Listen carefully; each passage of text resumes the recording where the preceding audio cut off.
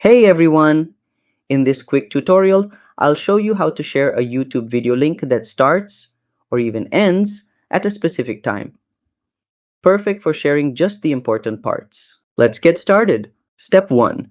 Open the video you want to share and play it until the part where you want it to start. Step 2. Right-click the video, then choose Copy Video URL at current time. You can now paste this link anywhere. It will start exactly at that moment. Alternative method, manually add timestamp. Alternatively, add t-time to the video URL. This is the example of the URL. Step 3. To stop at a specific time, use this format. Replace video ID with the video code and XX and YY with the start and end time in seconds. Bonus tip, you can also paste the full link into a website, presentation, or email.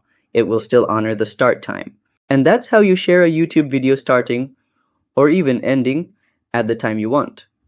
If this helped, drop a like and subscribe to How to Tutor for more quick tech tricks. See you next time!